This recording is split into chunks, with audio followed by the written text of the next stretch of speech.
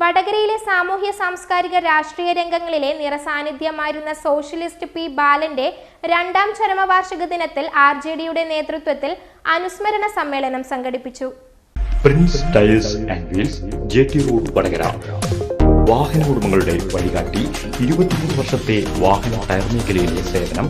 വടകരയിലെ സാമൂഹ്യ സാംസ്കാരിക രാഷ്ട്രീയ രംഗങ്ങളിലെ നിറസാന്നിധ്യമായിരുന്ന സോഷ്യലിസ്റ്റ് പി ബാലന്റെ രണ്ടാം ചരമവാർഷിക ദിനത്തിൽ RJDയുടെ നേതൃത്വത്തിലാണ് അനുസ്മരണ സമ്മേളനം സംഘടിപ്പിച്ചത്. മണലിൽ മോഹനൻ അധ്യക്ഷനായ പരിപാടിയിൽ RJD സംസ്ഥാന secretary general doctor Varghese George വർഗീയതയ്ക്ക് വഴിവെട്ടുന്ന മതേതര കേരളം എന്ന വിഷയത്തെ ആസ്പദമാക്കി സ്മാരക പ്രഭാഷണം നടത്തി. ശ്രീനാരായണ ഗുരുവും അയ്യങ്കാളിയും പൊരുതി നേടിയ മതനിരപേക്ഷ മൂല്യങ്ങൾ ഭീകരമായ പ്രതിസന്ധികൾ നേരിടുകയാണെന്ന് അദ്ദേഹം പറഞ്ഞു. അവർക്കിടയിൽ ബോധപൂർവം പ്രചരിപ്പിക്കുകയുണ്ടായി.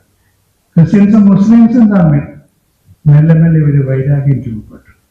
പലസ്തീനിലെ ഗാസയിൽ 47,000 കുഞ്ഞുങ്ങളെ കൊന്നൊടുക്കിയിട്ട് ഒരു ക്രിസ്ത്യൻ ചർച്ചും ഒരു കാര്യം സംസാരിച്ചില്ല.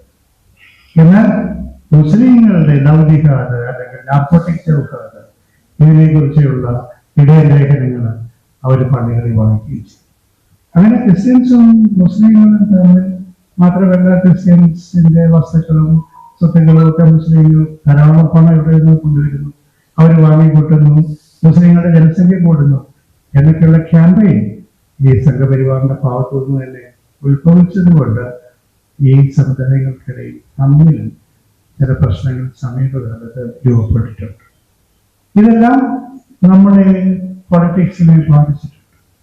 പ്രത്യേകിച്ച് അടുത്ത കാലത്ത് ഭൂരിപക്ഷത്തുണ്ടായിരുന്ന പ്രധാനപ്പെട്ട നേതാക്കന്മാർ മലപ്പുറം ജില്ലയ്ക്കെതിരെയും മുസ്ലിം സമുദായത്തിനെതിരെയും നടത്തിയ പ്രസ്താവനകൾ മുസ്ലിം ഏകീകരണത്തിനും അത് കേരളത്തിൽ അതിൻ്റെ ഒരു ഐക്യത്തിനും ഇടയാക്കിയിട്ടുണ്ട്. ബാബറി ജമാഅത്തെ ഇസ്ലാമി അവർക്ക് കേരളത്തിൽ 1% വോട്ടേ ഉള്ളൂ. അതുപോലെ തന്നെ SDP അവർക്ക് 1.5% ഉണ്ട്. ഇതൊന്നും കേരളത്തിലെ ഒരു ഫാക്ടറി അല്ല, കേരള പൊളിറ്റിക്സ് ഒരു ഫാക്ടറി അല്ല.